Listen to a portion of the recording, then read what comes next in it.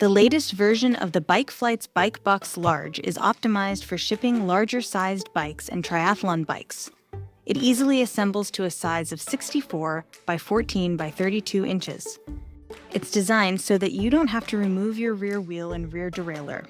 Packing the Bikeflights Bike Box Large is a simple process that requires you to do these 10 key steps. First, shift the rear derailleur to the easiest to pedal gear.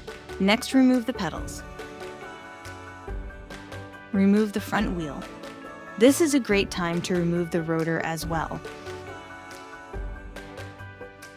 If you have hydraulic disc brakes, it's also a good idea to put a spacer in your front brake caliper and secure it with a rubber band, zip tie, or tape.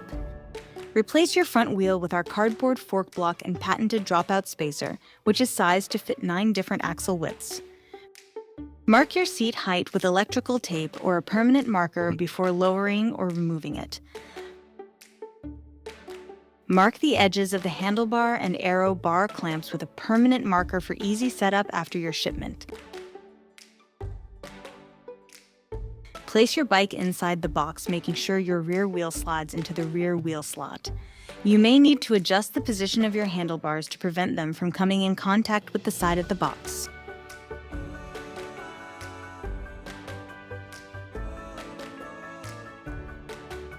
Insert the wheel sleeve next to your bike, followed by your front wheel. Protect your paint job using household items such as tube wraps, old towels, rags, etc.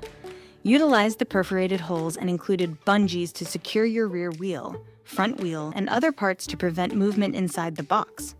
Don't forget to pack your seat post. Use a small parts bag to hold pedals, tools, and accessories. You can slide the small parts bag along with water bottles and rotor into the openings on either side of the rear wheel slot for safekeeping during transit.